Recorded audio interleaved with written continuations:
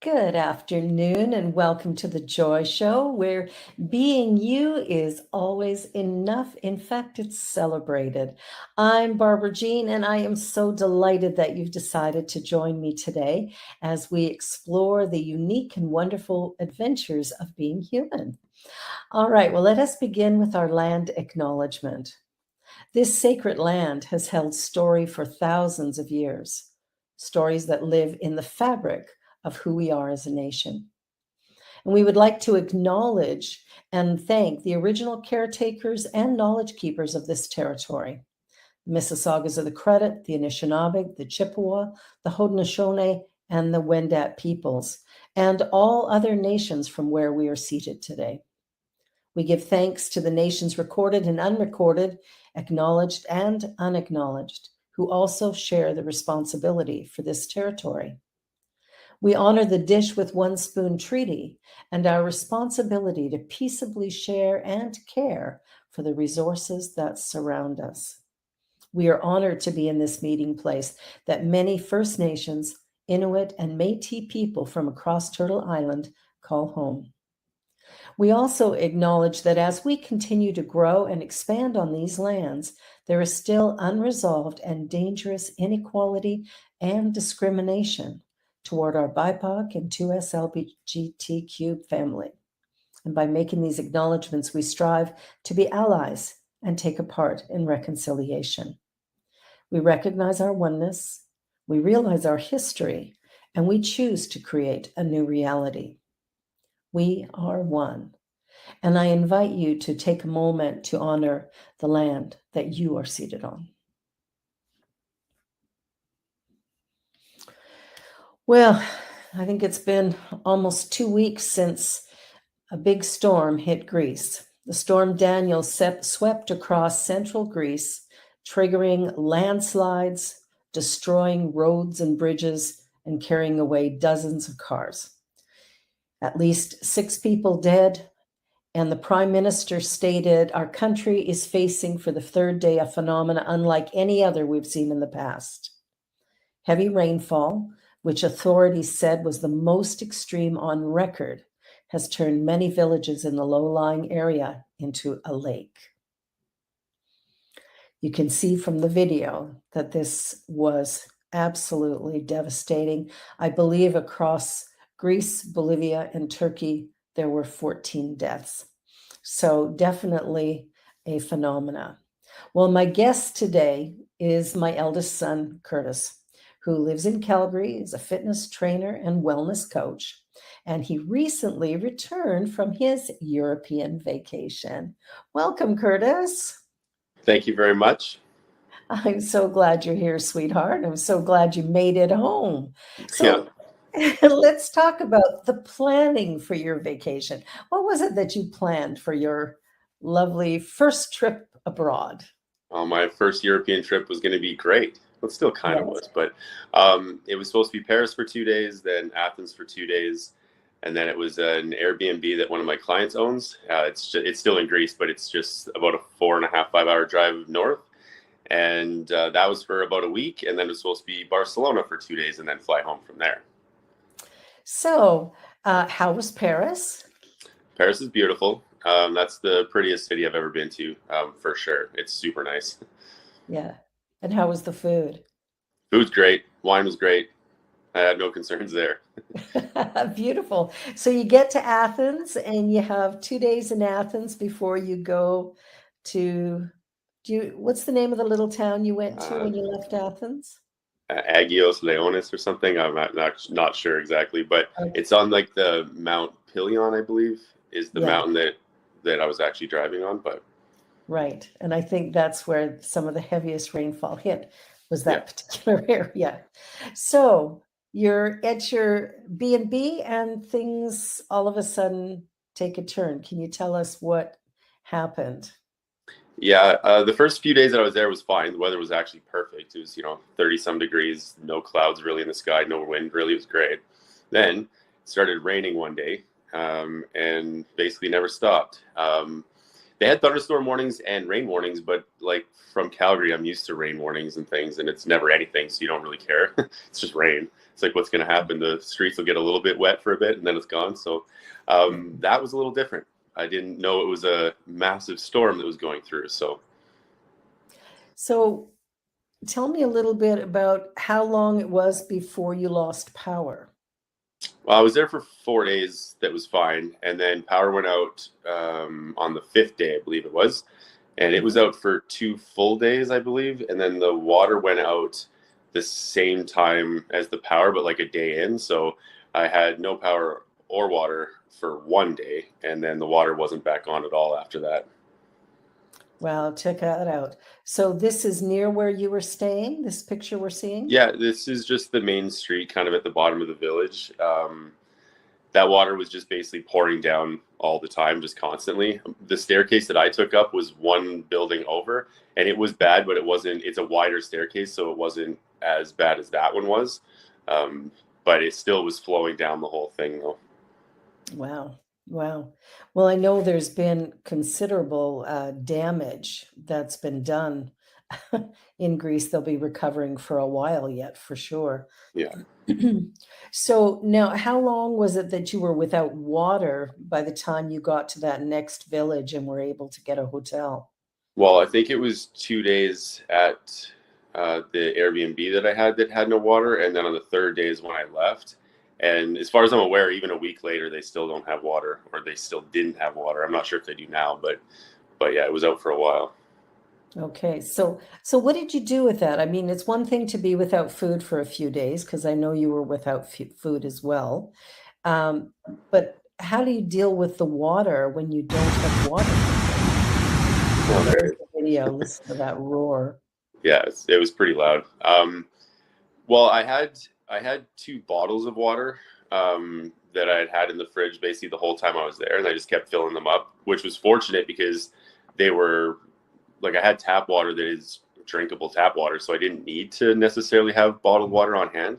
But I just kind of always kept filling them up. I thought it's always good to have without any idea that I'd ever actually need it. So I had probably 4 liters of water when the water went out, Mhm. and I thought it would only be off for like a day. But yeah, on the third day, I was out of water. In the morning, I'd had the last of it. The little village, as long as the stores were able to open, would have water, but because there's no water anywhere, like no tap water, everybody's going to need bottled water in that entire area.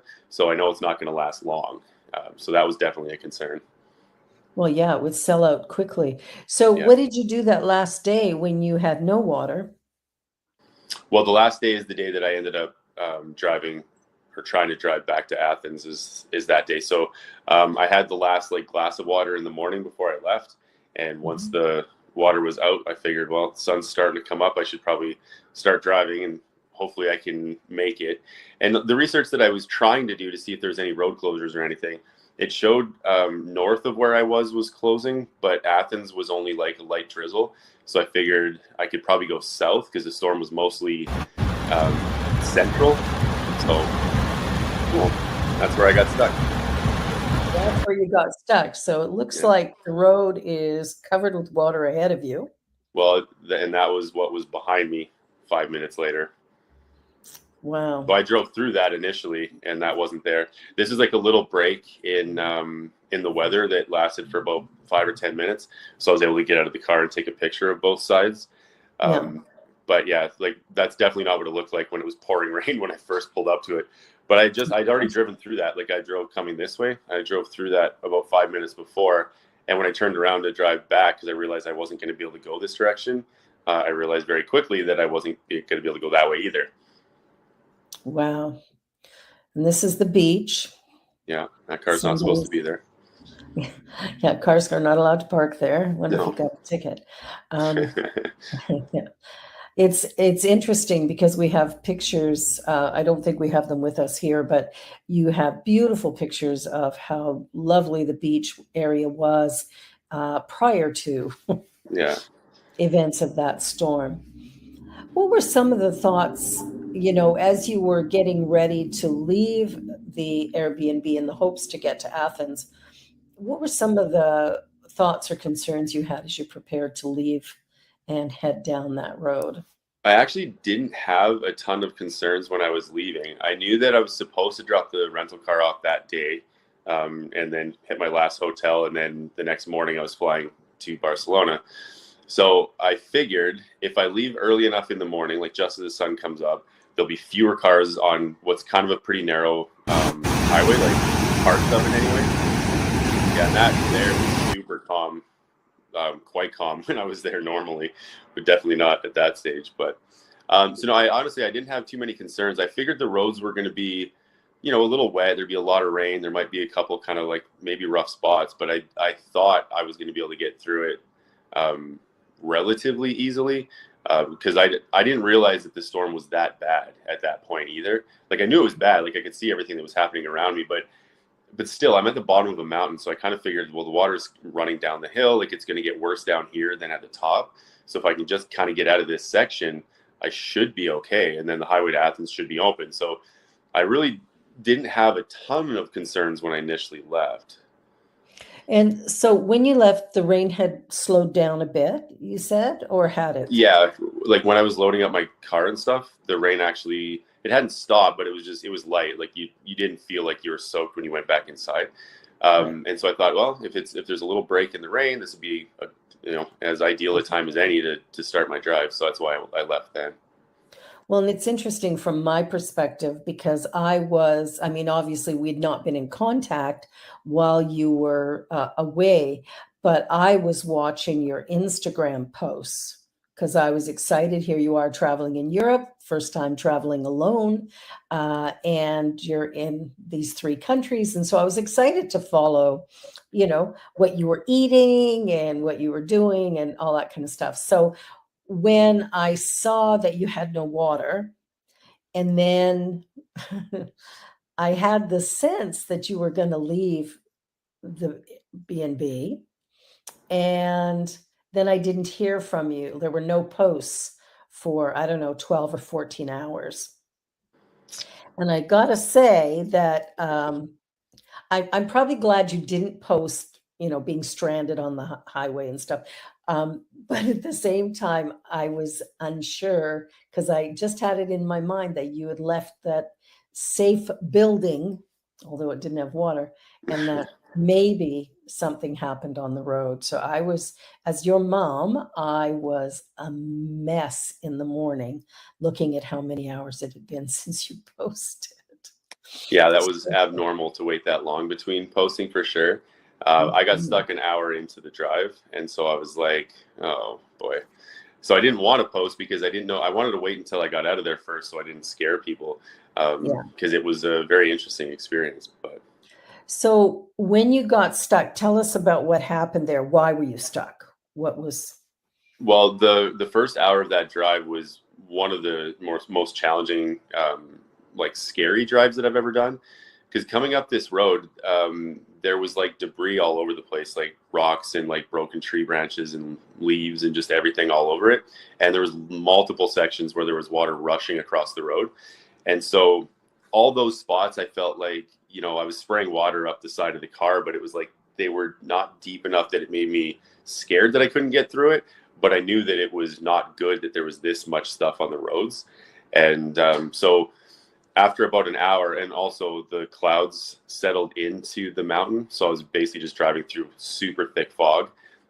So I had my hazards on. I was doing like maybe 15 kilometers an hour, but which is probably better anyway to try to avoid all the stuff. And then I pulled up to a massive river flowing across the road, and it also had an embankment at the side that I really didn't want to fall over. Um, and the way that the water was going, it was running down the mountain and straight across the road. So it was quite aggressive how fast it was going. But there was also water running down the road that I was on and meeting at that same point and then turning across the road as well. So it was a lot of water coming through. And so I didn't want to risk my rental car. It was too low. It's just too small of a vehicle. And I thought if I get stuck or if it actually does push me over this edge, that's a way worse situation than just stopping. And so obviously I stopped, and then I was hoping that maybe there'd be a break in the rain and the water would slow down a little bit. Um, but it just didn't happen. Five minutes later, maybe 10 minutes at the most. Hard to remember how much time that was. I decided I'd have to turn around and drive back to the Airbnb, even though I knew how tough that drive was. But I'm like, but I have no other option here. This road is gone. Um, and so I turn around, and then the road behind me was gone, maybe 10 seconds away from where I was stuck. And that's what that was. So that's what it looked like when the sun came out. When I first drove up to it with the wipers going full speed and the rain and everything, I couldn't understand what was happening because I couldn't even see the line on the road. And so I was looking, I'm like, I didn't see it turn. I'm like, where's the road? Like, it was actually confusing for a minute. And then it clued into me that it's not there anymore. And so I was like, oh, so I'm stuck in this very small window with no other roads and no pathways. There's not, like, I'm just sitting there. And so what was what was your thought process initially when you realized you can't go backward and you can't go forward, you're actually stuck? Well, it was a weird feeling at first because you're trying to process how that just happened because I was just there and now it's not, I can't go through it. It's unpassable. And then so initially I was just like lost. I didn't really know what to think. So I called 911 just because I'm like, well, I need to tell somebody that I'm here because I don't know what else to do. And so I called them. They had such a hard time hearing me with the rain, and it was hailing too at that point. And so they were like, you never should have left your house. And I'm like, well, I get that, but here I am. Like, what do you want me to do? And then they even said to me too, they're like, well, what do you want us to do? And I was like, well, that's not really the answer I was hoping for, but understandable though, because I'm like, this road, there has to be problems all over this road. Like, it can't just be where I am, knowing what I already drove through. So I was like, there's probably no way they can get to me anytime soon. So that was my initial thought. But plus, I also didn't have water with me. Wow. So how Yeah. long did you sit there? Well, fortunately enough, I only sat there for 6 hours. Um, Six I hours had, is a long time. yeah, well, I had my shaker bottle out collecting rainwater so I could drink because I didn't have any water. So that was an interesting experience too. And you don't collect much water in a small container like this big. It takes forever to fill something like that. So you get like a sip every hour or so, but that's about all you get. Um, so 6 hours is how long it took before they opened it up. But I was already looking at like when the sunset and sunrise and all that was going to be because I knew I would be there overnight for sure. There was no way I was getting out of there before that. I also was looking at it going, if because it was only 8 in the morning that I got stuck, and the storm wasn't supposed to pass until 4 or 5 p.m. So I thought, well, that's 8 or 9 hours until they could even start cleaning off this road, and it's only going to be getting worse during that time. So I thought there's no way that I'm going to see anybody until at least the next afternoon, maybe morning. So yeah, I was under the thought that I'd be there for at least 24 hours, maybe more. And that was the hardest part, is having no idea how long you're going to be there. If I Yeah. was told it'd be 6 hours, well, that'd be one thing. But when you know you could be there for a day or even two, like, who knows, right? It was, yeah, that's the Wow. part that got a little tricky. But Yeah, because obviously they're in a state of disaster. It yeah. hit most of the central part of Europe, also into Bolivia and Turkey. Um, And I think in Libya, I think it wiped out 3 dams and killed either thousands or tens of thousands. I'm not sure what the number was, but it wow. was a huge Wow. number. And apparently, it's all the same storm. So Yeah, 10,000 people missing. yeah, You know, that when you see the force of nature that way, and of course we have no control over what happens. Um, the ideas that kind of run through our head. I know as your mom, I had some fear, that maybe you got swept off the road, got into an accident of some sort. And so until your post came through, I was um, a little bit concerned because I had seen these videos, yeah, not necessarily the Libya, but all of the ones in Greece because I'd gone onto the Weather Network. So I knew how bad it was. And and I hadn't heard from you in a long time, which I'm glad I didn't see your posts. Now, as you were sitting there for those 6 hours, you ended up with some company. yeah. When I was driving down the road there, that Oh, little guy. look at him. So I picked him up because I was driving down the highway there, and he was running literally right down the center of the road. And Right as I kind of was going by him initially, is where I saw the water rushing across the road. So we were both stuck in the same spot anyway, and so I stopped. And Greece is interesting because they have dogs and cats all over the place. That some of them have collars, some of them don't. I don't know if they're owned by anybody or if they're just community animals. So initially, I was like, well, he might just run away anyway. And then I was a little surprised when I went to open my door to see if I could see him somewhere. He literally was leaning against the driver's side door, so obviously he wanted to come in. So Yeah. I let him in, and he shook off like crazy and made a huge mess in the car, which cost me a lot of money to get cleaned at the rental car place. But it was worth it. It was a little bit of company, anyways, for the 6 hours I was sitting there. Yeah, it's interesting because there's something about when you don't have another person, a dog can be a valuable partner while you sit and wait to help keep the imagination in tow, maybe. Well, yeah, because the thing is it was four. I mean, it had been raining for 4 straight days at that point, and I wasn't sure if he'd been out the whole time because there was no towns or villages close to where I was, not walking distance, anyways. And so for a dog to be running down the middle of the road, I'm like, he's not near anything. And so when I got him in the car, he was fine at first. He was just like shaking all the water off and stuff. And then after a bit, he was kind of like a little bit antsy. So when the rain kind of eased up a bit, I took him out and I took him over by like where there was a little stream. And so he started drinking water like crazy. I filled my cup up at that point, but I didn't really want to drink the mountain water just in case because I'd rather there could be bacteria, viruses, who knows what in it. So that was going to be a last resort if I absolutely had to, but I was doing the rainwater thing first. But then when I brought it into the car, he drank like half of it like immediately. So I was like, okay, well, he hasn't been drinking water. I had a bag of chips in the car in the back, so I just put a whole bunch of them on the seat, and he just destroyed them. So I was like, I don't think he didn't eat had even eaten in 4 days, is my guess. And it was so cold with the rain coming down that hard that he might have been okay, but I don't know how much longer he would have been fine on his own. So it was kind of nice to bring him in and at least have somebody to hang out with for a bit. Well, you've got some company, and you saved a dog from some pretty rough circumstance. So Yeah, that's kind of a it good works, right? thing. Yeah. Now, as you're sitting there for all that time, one of the things you don't know is, are you going to be there overnight? Right. How did you Yeah. feel about those thoughts when you began watching the day pass? Well, knowing that, like, realistically, there was no way I was going to get out of there before that, I started thinking about, like, what could I do? That's when I thought of, well, I'll collect water from the mountain just because the rain's going to stop before the sun comes back up. So I won't be able to keep that method going. So I'll leave it in the car and I'll only use it if I absolutely need to. I was thinking about ways to, like, lay the seats down or maybe lay the back area down to try to make it more comfortable. But I was also thinking that's going to be 12 hours of darkness isolated, which is a little bit of a scary thought. Plus, it's on a mountain. I don't know what else is on this mountain. Like, I don't really need to get out of the car, but like, there might be a bathroom break necessary in that whole stretch. And I'm like, I don't really know what's out there. And then the other part of it is it's just like it's a long time to just be sitting there without being able to do anything. So you don't really know what that's going to be like. So I was just more or less just, uh, you know, bracing myself for what was likely to come and just being ready for it.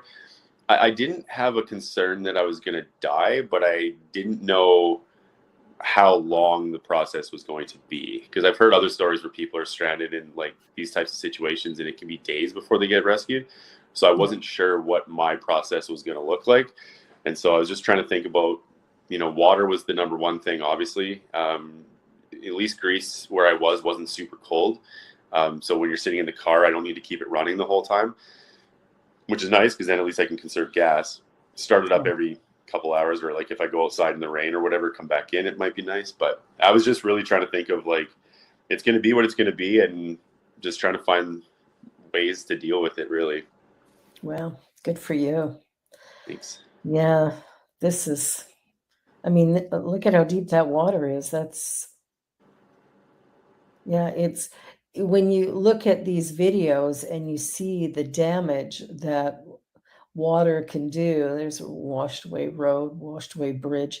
It's it really gives you a sense of The force of nature is something not necessarily to be messed with, that's for sure.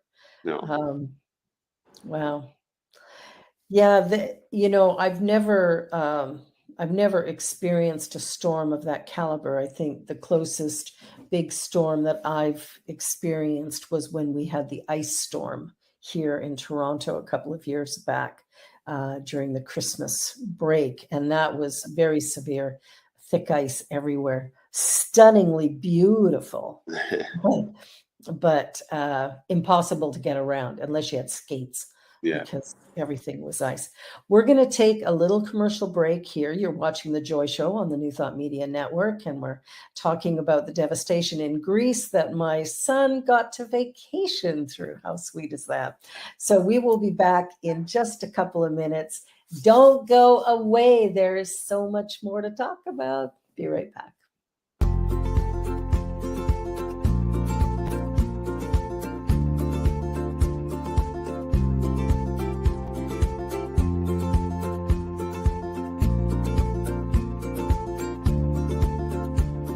Blessings, everybody. My name is Jafon Seeley. Could you imagine what is actually possible when we start honoring and recognizing our inherent worth, realizing that we are that which is assisting and co-creating our experience? And with that understanding, start recognizing that every human, every individual, everything that we interact with reflects that same inherent worth. It's not about an adventure, it's about the atmosphere of the consciousness of adventure, the lifestyle of adventure. How many people would say that their lifestyle is adventurous?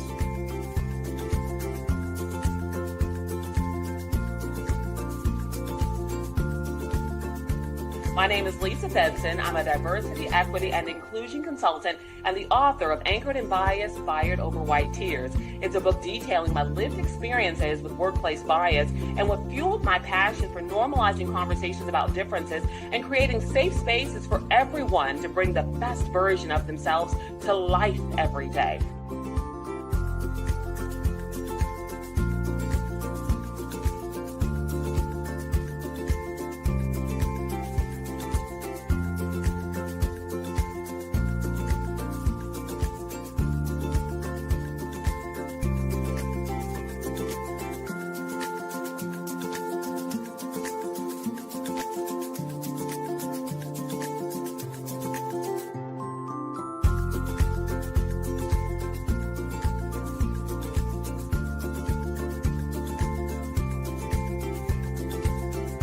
Watch me change when you change the way you look at things. The things you look at change. When you change the way you look at things, the things you look at change. When you change the way you look at things, the things you look at change. When you change the way you look at things, the things you look at change.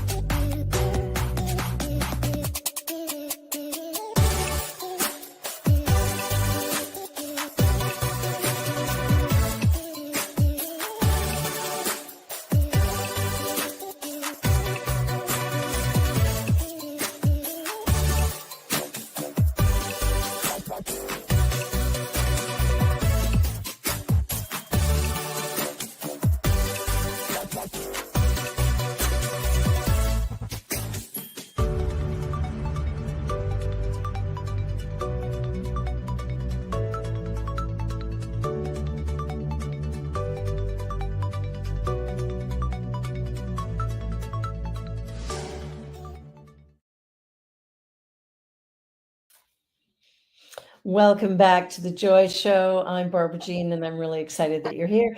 And my guest today is my eldest son, Curtis, who lives in Calgary and just returned from a wonderful European vacation. Wonderful. And so we're talking about what it's like to get stranded by yourself in the middle of a heavy, heavy, once in a lifetime kind of storm, which is what hit Greece, Turkey, Bolivia, Libya, and on, obviously. So we were talking a little bit about this vacation of yours and some of the challenges you faced at the end.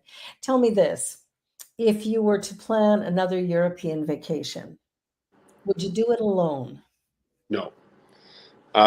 I wouldn't do it alone. I know a lot of people love solo travel. I didn't enjoy the solo aspect of it. Um, I'm introverted and extroverted. I'm like right in the middle.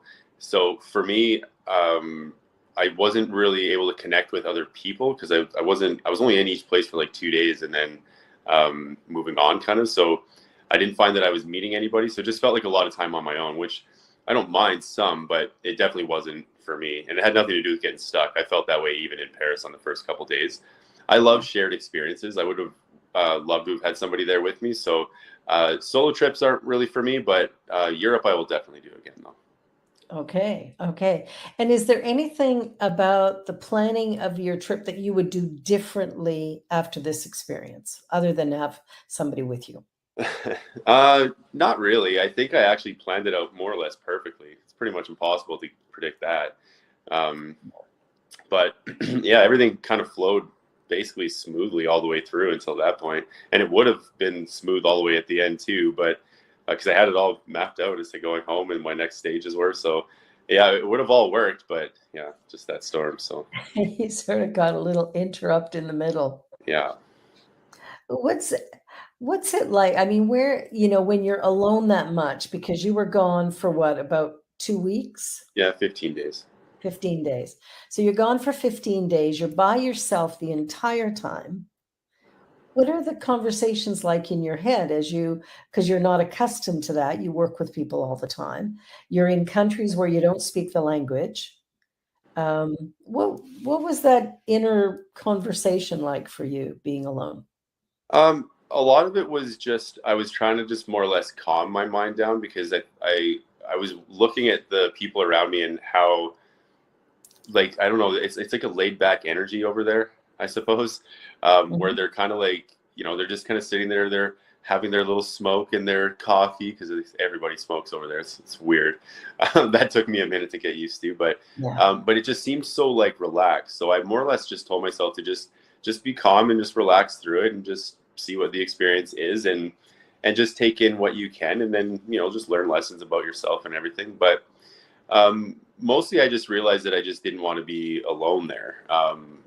But I didn't really feel lonely. I just felt like it could have been a much better experience is if I was with other people. Right. Yeah, there's something about being able to share it, and then even as you reflect back on it, you have shared stories that you Yeah, can talk about, which is really, really wonderful. yeah. And that's so, Deja, can we put the sound on for this clip? Because This one? this is where you were when the rain Oh, hit. well, this is before the rain. My It office is before the view rain, for the but it's day. Yeah, It's this not is the so day bad. before. Look at that. Laundry hanging. not beautiful. Got to do my client follow-ups today, and definitely couldn't be in a more beautiful place to do it. Working from Greece. It's pretty sweet. That part was. Well, and what's interesting is looking at the videos prior to the storm. Well, this is the first day that the rain kind of started. So I will enjoy my coffee and maybe cook inside today. Because at this point, I just still That's thought not it the was same gonna office be view I rain. had yesterday. Yeah, I just thought that was going to be rain. Well, it's still raining like crazy. Last night, the thunderstorms and lightning was unbelievable. I haven't seen like light in the sky like that in a long time, but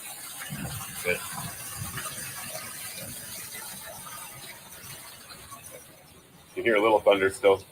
The waves are crazy right now too. Like this is a heck of a storm.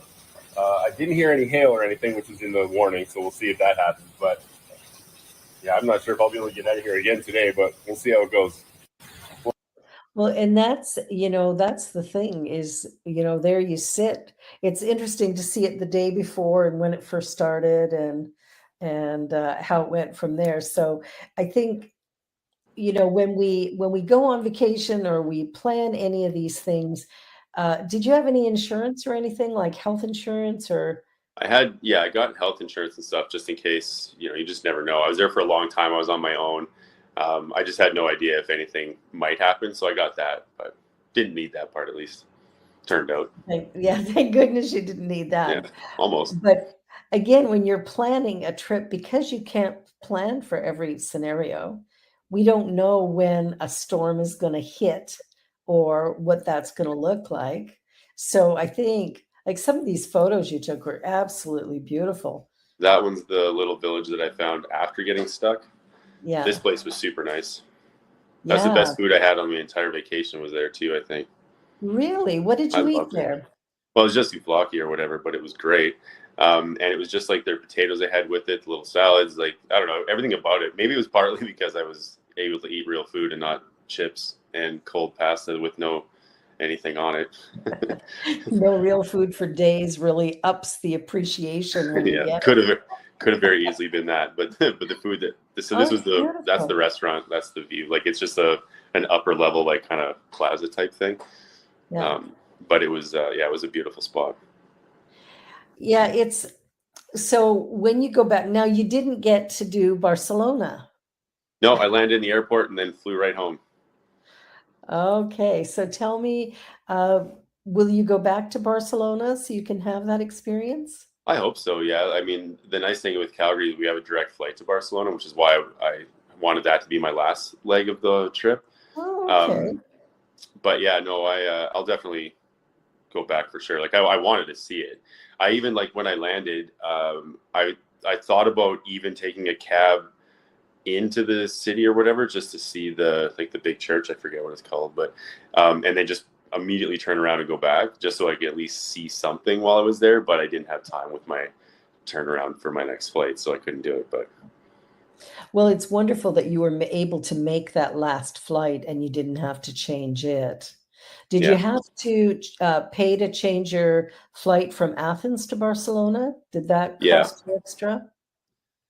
yeah. I had to pay extra for that flight. I had to pay extra for the rental car, keeping it for 2 more days, and for the how dirty it got because of a wet dog. Um, and and then my two hotels that I had to book. Then at that little village, I wouldn't have needed those, and I lost part of my payment for the other one in Athens, and then I lost the entire stay in Barcelona, which was almost $700 for those hotels. Yeah. So I mean, in total, it was I don't know. I didn't pay an additional 1,200, but I paid like an additional probably like 700 or 800 maybe. No, it Um, could have been worse. yeah, yeah. If I had to change that other flight too, that wouldn't have been ideal. Yeah. Or Yeah. if I got stuck completely. Because that Airbnb, my client told me that it was at least a week or so later, they were bringing supplies in from the water because the roads were all closed. Because there's like 6 bridges that needed to be rebuilt and things. So had I not left that day, there's a chance I might even still be there now. And that was like 2 weeks ago. Um, Wow. yeah, it was crazy. So fortunately enough, I got out of there because that would have cost me a whole lot more, even just with work and stuff too, right? But Yeah, and I think, that's when we look at, how we plan vacations or the things we do or what we expect, I think, there's expectations of what this is going to look like and what it's going to cost. And sometimes we stretch to afford the vacation. Fortunately, you were in a position where, that extra $700 was something you could manage. yeah, Not great to spend, but you could manage it. yeah. Uh, I don't know what a person would do if they were stuck and had no resources. Yeah, I mean, I definitely didn't leave myself in a position where I wouldn't have room in case something did happen. Like you just never know. Yeah. So fortunately, yeah, no big deal that way, and it's just money; it'll come back. Mhm. Yeah, exactly. And it seems like your work is busier than ever since you got home. I know it's crazy busy since I've been back. I've yeah, tons of new clients, and my online stuff's even busier. So yeah, no, it's like 2 full-time Oh, what are jobs you doing basically. here? And now you're just showing workout videos now. Yeah, well, that's what you do. I think that was my second workout back. Yeah. What were you pushing there with your legs? What was the weight? I actually don't remember that machine. I don't even know. 130 maybe. Look at you That was getting my leg fit. workout. Yep. Leg day. Just a Well, quick one. just a quick one. I think that's part of the win for you as well. Like, were you able to keep up your workouts while you were away, or Did that kind of lighten up a bit with more No, walking? before I left, I knew I wouldn't work out at all on that vacation. I didn't want to. I work Yeah. out all the time. I wasn't worried about it. And literally, actually, in the entire time I was there, other than the very last night that I stayed in Athens before I came back home, Mhm. I never even saw a fitness facility of any kind. That was the only time I did, and that's only because I think I was staying closer to the airport. I was in like a little suburb. I wasn't downtown, and so I was like in a community. So then I happened to walk past one. There was no cars in the parking lot, so I don't even know if it was open, but there was one there. But that was the only time I even saw one. Otherwise, I didn't even see a gym while I was away. But I'm sure you did a fair bit of walking. Yeah, I think in Paris, the 2 days, it was like, I was probably doing like 24,000 a day, 22,000 steps a day. Yeah. Yeah, that would be pretty easy to do. I mean, Paris is a very small city and very dense. Not a place you necessarily want to drive in. I remember the bus ride from the airport to the hotel. I'm watching the traffic going, whoa, these Yeah, people are crazy. the walking in Paris is brilliant just because there's a million things that you can see there too.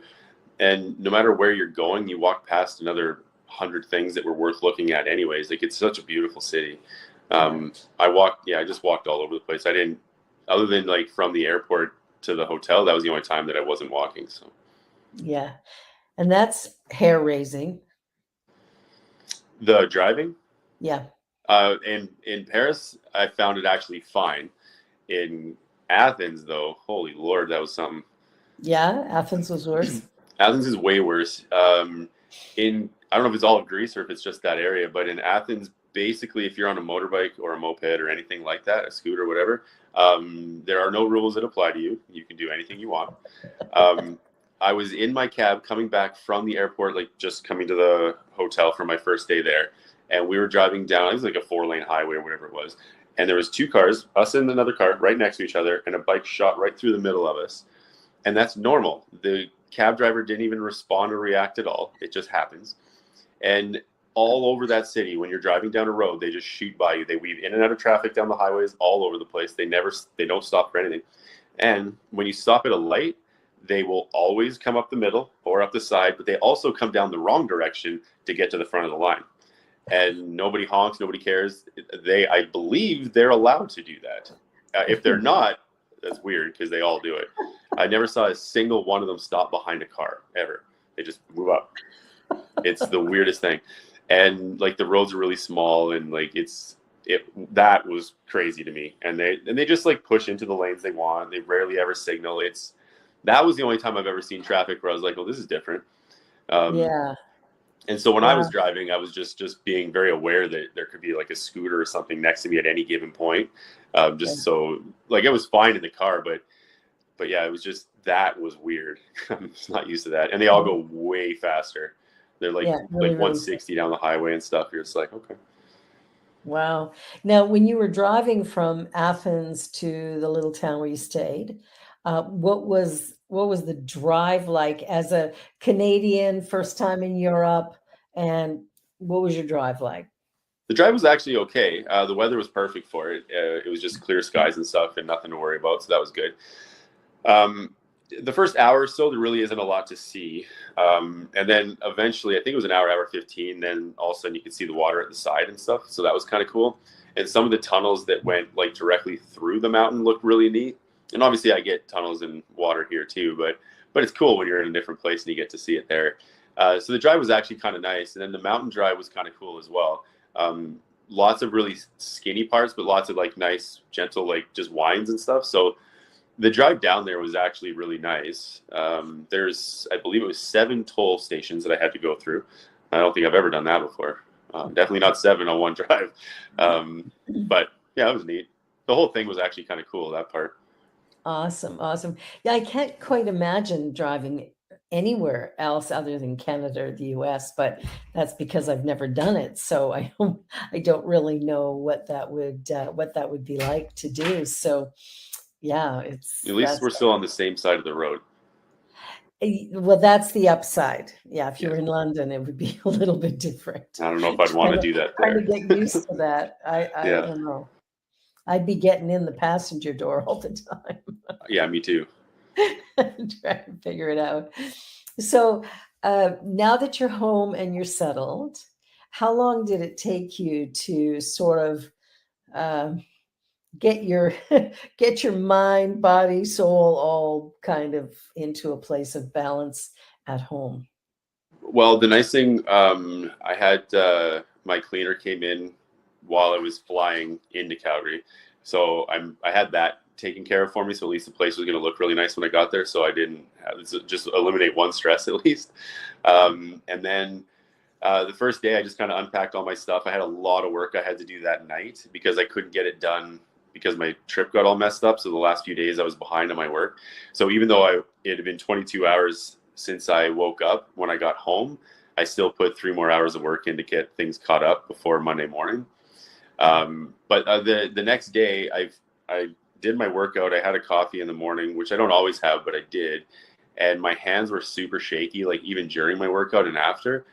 And so I think I was still holding on to quite a bit of like pent up anxiety that I didn't allow myself to really experience while I was there, because I felt like being like frustrated or scared or whatever isn't going to help me in this situation. So I just kind of like kept myself calm and relaxed. But it took a lot of, I think, mental strength to do that. And so after the first day back here, when I knew everything was normal again, I think my body was still trying to let go of some of that.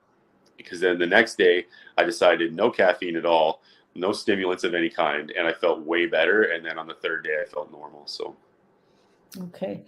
Yeah, I think when we're in a situation like that, it's like we actually go into some form of shock that keeps us kind of putting one foot in front of the other until we don't have to do that anymore. And then it's the energy can let go. And so it would make sense that your body would be a little trembly over that. yeah, And for sure. again, And because even when I was able to finally take my second attempt at getting to Athens 2 days later, I was still like super nervous that like anything could happen. Like I ran over so many rocks and branches and trees. I'm like, I just want these tires to last, do not break down at the side of the road. And in the middle of that drive, I realized too, is that I had purchased the insurance because I don't have a car here currently, so I don't have my own insurance that I could have used. So I purchased their insurance for the extended, like for the length of time I had the car. But when I extended it, I didn't sign anything saying that I was extending the insurance. I hadn't paid for it. So I actually wasn't sure if I was even covered if something happened. So I was like, oh, well, that's not ideal. But mm, again, the same thing that you said, I just was like, nope, just relax. There's nothing you can do. So I felt like I was constantly putting myself into a just one step at a time, one step at a time. There's nothing you can do. So just keep going. yeah. And even like my flights, because I was nervous, like what if one of them gets delayed, and like just because like everything had all of a sudden started falling apart, that I was just like, okay, I just need everything to just work until I get home, and then I'll be fine. And so I think I just never let myself actually deal or feel what was actually happening Yeah. until I got back. It's like waiting to exhale. Basically, You yeah, know, kind of holding your breath, going, when can I? So on day 3, it's like, yeah. okay, I'm back and life goes on. And That's probably the then, best way to put it, because that's how I felt. Like it was very like shallow breathing. You can't, like I couldn't be open. Like it was just like very contained the whole time. And so I didn't really realize I was doing that, but I didn't really have many other options to get through it comfortably. Mhm. But Yeah. And I wonder, so I'm curious about one thing is, traveling alone or traveling with people. I think if you're traveling with somebody in a situation like that who is also uh, someone who can be calm, would actually make the experience easier to go through. Whereas if the person was frantic over it, could make it a lot worse. yeah, I thought about that too, as to like that part of the experience, because a lot of people said, oh, it would have been so much better if you had somebody there with you. And I was like, maybe, but maybe not. That might have added a whole nother level of stress that I would have had to deal with. Mm, But possibly not. I have a pretty good ability to calm people down in a situation like that, I think. But it would be an additional level that I would have to do. So it would be even more stress on me when I got back. mm. But I feel like I could handle that, but I was almost easier on my own. Exactly, exactly. So now that you're back home and you're back to work, do you feel like you've got everything caught up? You're doing your 14-day weight loss challenge. Yep, that's going great. So that's good. Yeah, no, I'm totally caught up in everything. That's for sure. I'm like, I just started pushing forward again. I'm like, all right, well, here we go. So started one of those that starts this coming Monday. So Oh, sign me up. I wish I could, but you're in the last one. Oh, you can't sign me up for this one. I can't win $250. Plus, I think some people might think that it was fixed if I were to let my mother win. But I already sent you another workout plan. You're good to go. You're I'm good. just teasing you. You're good. I don't think your mother winning the $250 would look good on your business at all. Well, I mean, at least they would know that I love my mother, so that's good. Yeah, a little nepotism there. Yeah. A little lack of integrity, but it's okay. So this 14-day weight loss challenge that you do, I know you've got quite a few people signed up for that this time around. Yeah. What does that kind of involve for anybody who might want to join you? Well, basically, I design nutrition plans and workout plans to allow people, to hopefully lose anywhere in the 2 to 10 pounds over the 14 days. Mhm. And then I add everybody to a Facebook group that I use as a place to kind of, engage with people, the motivation. I do a lot of my communication through there so that, keeps everyone engaged. So you get like the most out of those 14 days. And then ultimately the winner at the end is a combination of things. It's the person, that had good results, but that also was, engaged within the group and helped support others, because it is still a community. I don't want it to be individual people battling each other. I want it to be everybody boosting everybody up. And then whoever does the overall best is the one that's going to get the 250. That's awesome. That's awesome. Now, if somebody wanted to become a regular client of yours, do they need to live in Calgary? No, no, I have clients all over the country, and I have, I had one in the US for a bit too. And I literally can train anybody from anywhere in the world, which is nice. Yeah, well, you've been training me for a couple of years, Yeah, and although I've taken the last little bit off so I could move and get situated, but I'm back. I know. I just sent it to you yesterday, so you're good to go. I'm good to go. Yeah. So when a person is deciding to start out on this journey, what is probably the number one thing they should do as they make the decision to change lifestyle? What would be the number one thing they should do first? Like, what needs to happen to get the ball rolling? Well, I think having a support system of some kind is crucial. If you're going to take on a weight loss journey, or any kind of fitness journey, really, um, if you have never done it before, there's so much to learn. There's so much to process. There's lots of information that contradicts each other. It's a lot. And not having someone there to support you through it, you could be spending months, years battling and not knowing where you're going. So if you hire a coach, or you have someone in your life that knows it very well, that can support you through it, that's great. But to try to do it on your own is a really hard process. So especially if you're new, hire a trainer at least for the first little bit until you feel comfortable. And then if you decide you really enjoy working with someone, keep going. If you feel like you can do it on your own, then you can make that choice then, but at least it's more educated. Awesome, awesome. Yeah, it's exciting to see. I know for me, when we were when we first started out, we met on FaceTime 3 times a week. Yeah. And that was really powerful to have that time together to, number one, connect. I love that. There we are Oh, at your my at little your gym. fitness center. And yeah, I was in town for a few days and was able to work out with you in person. That was my favorite. That was That, great. oh my God. There's something about working out in person with you that really ups my game.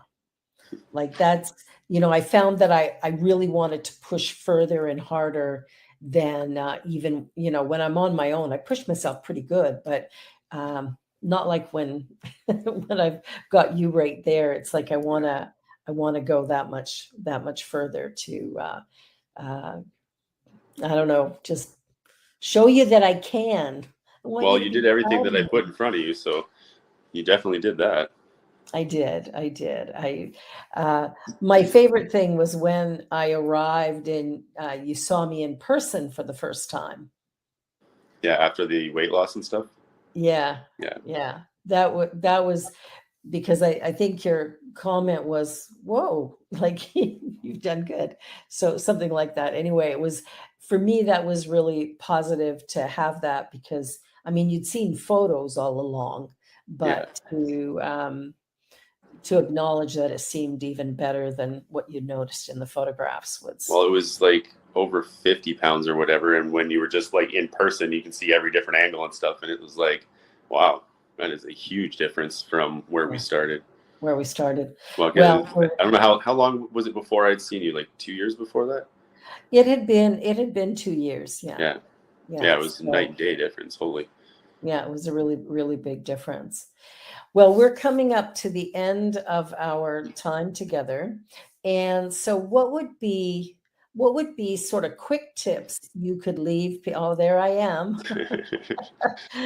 Working out with my son. He's pushing me to the limits. Yeah, Yes, doing all these different exercises. Boy, it was good work. It was good work. that was There I my am on favorite. Jacob's ladder. The thing is That's so much harder than it looks. it is, but you know what? It's really fun. And then of course the ropes, those are heavy. That was heavy duty.